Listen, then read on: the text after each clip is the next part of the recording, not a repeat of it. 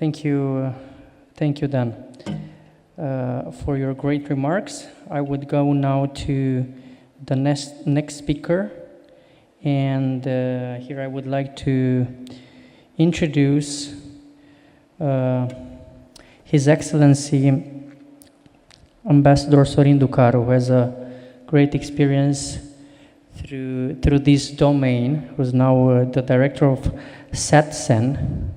And I would like to ask him to give us some remarks about the emerging technologies, satellite world, which is more and more discussed among us, not the technical guys, but the people, because many things are happening today in Ukraine especially, and that's happening through these technologies which suddenly are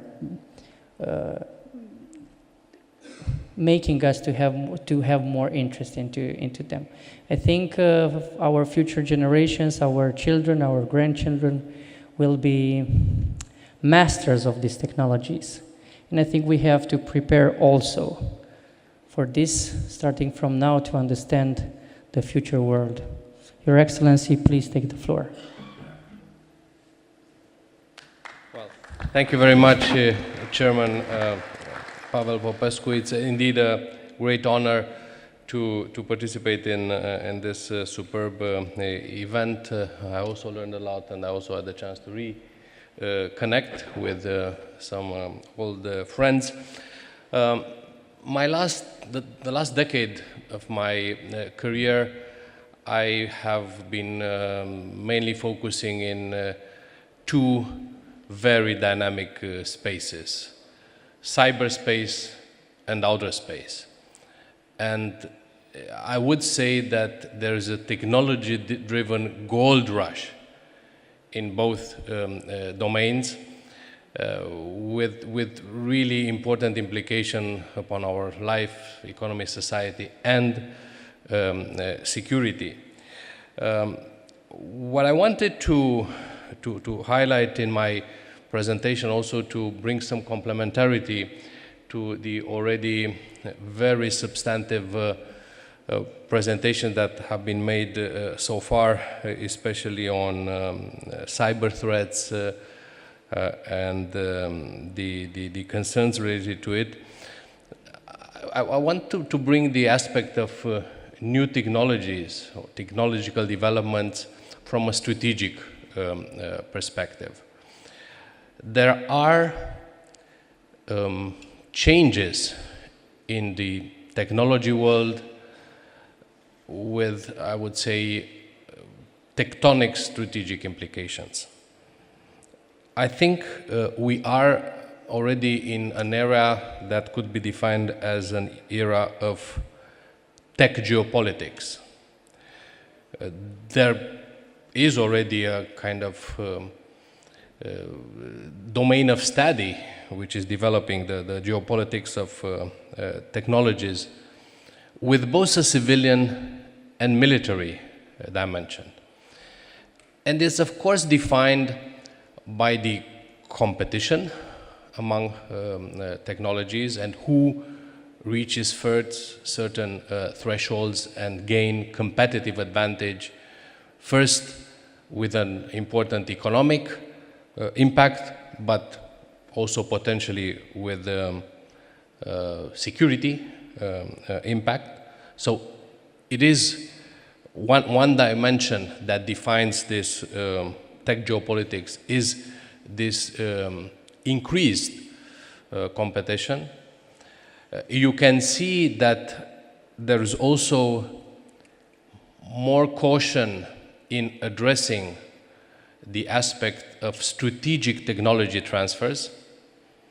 So we're seeing a fine-tuning of this globalization in the area of technology, with, I would say, more emphasis on sheltering the breakthrough technologies by those who succeed this breakthrough. But there's another dimension, what I called the human-centric dimension of technology development.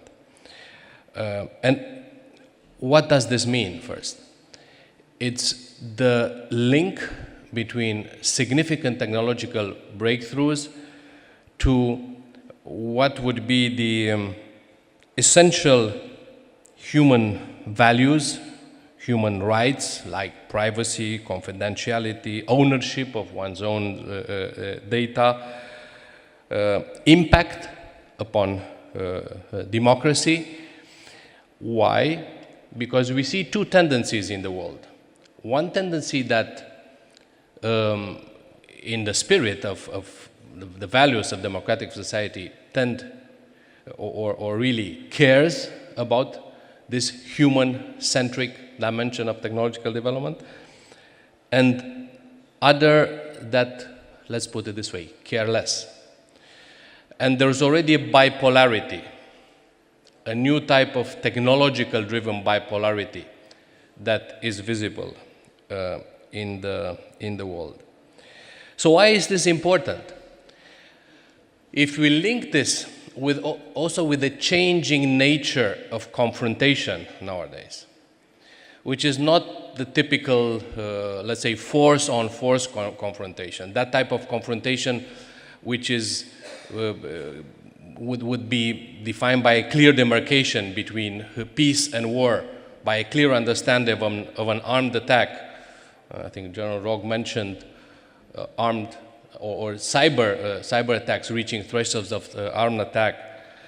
Now, there was clarity, or more clarity, when we were thinking in terms of the conventional military force-on-force competition. But in the era of hybrid confrontation, of hybrid strategies and tactics, where this demarcation line is blurred, where actually the civilians are not sheltered from types of attack. On the contrary, they are targeted with, let's say, everything from information warfare to cyber warfare to kinetic warfare. So it's like they're backwards evolution. We're back to carpet bombing, and it's carpet bombing in, let's say, physical terms, and also in terms of, I would say, effects of cyber attacks, which can be non-discriminatory and harm others that were actually non-necessarily targeted.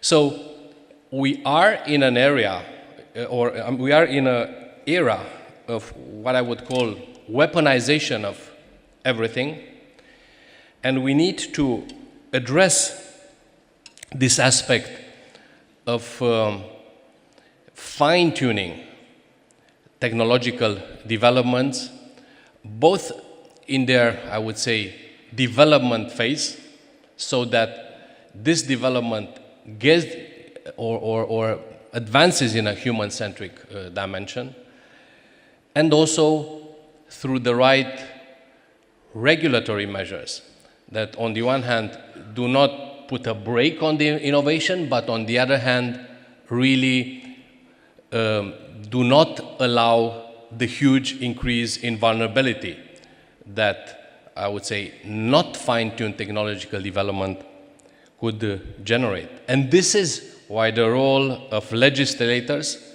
the role of those who are mandated by the citizens, by the voters, to preserve their safety in so many ways is hugely important. Which is why I would very much be among those who would support the need to, I would say, narrow what I would call the technology policy gap.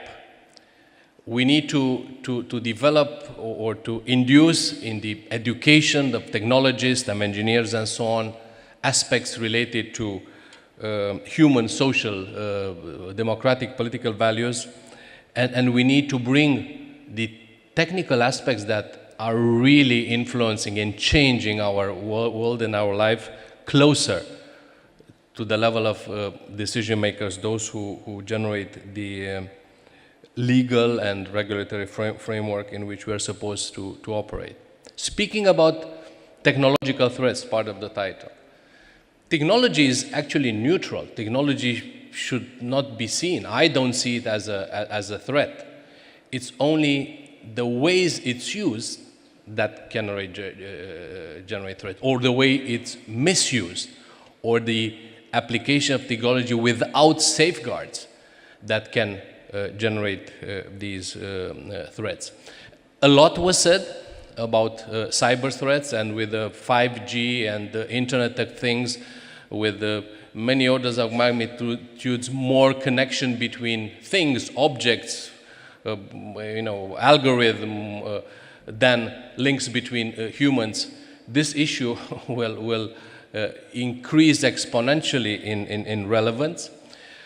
But there are other aspects that are worth to consider. Let me refer to space technologies and the kind of ingrained dependencies and vulnerabilities that can haunt us from the security point of view, from the purely economic and normal way of life point of view, if important aspects are not taken into consideration very, very soon and very clearly.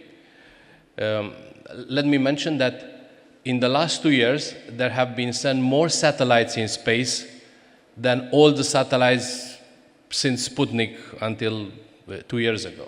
And this is an exponential trend. There is little regulation about space. There's a space treaty from 1967, no international treaty since. And then there are some regulations regarding to registration and litigations aspects.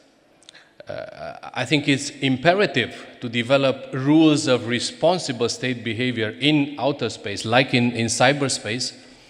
Otherwise, I would say, level of congestion, but also the new aspect, the fact that space has become not just a congested and I would say competitive domain, but also contested domain, an area of or a domain of military operation.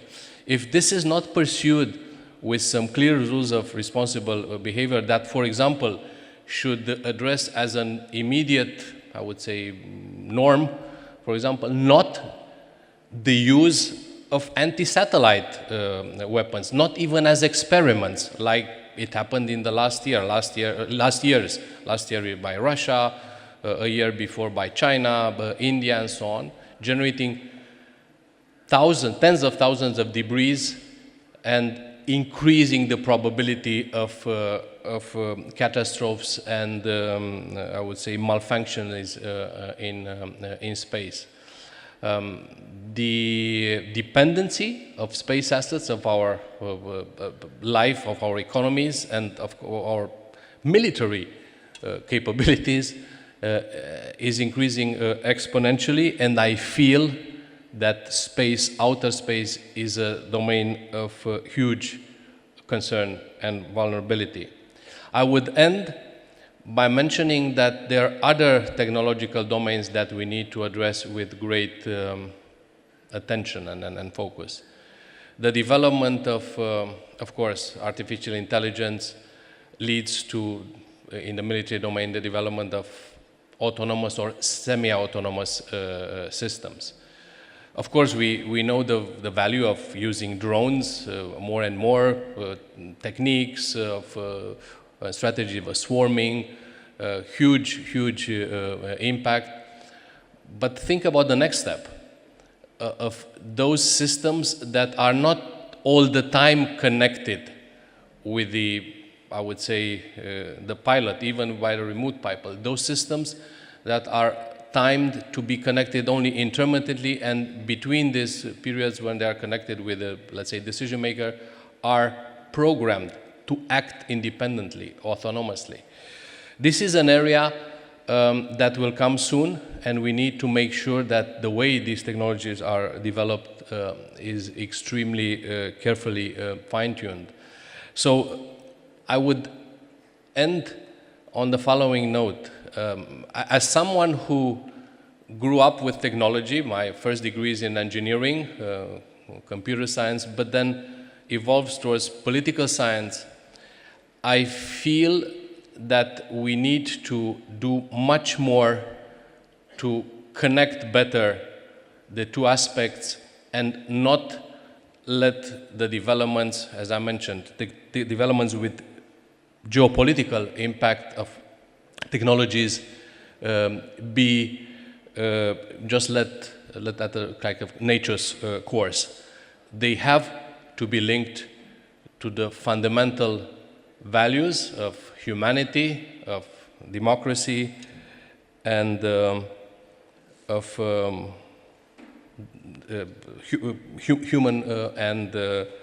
human rights and individual rights.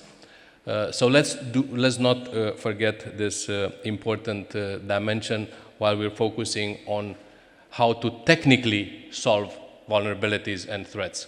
There's a layer above which is at least as important. Thank you very much.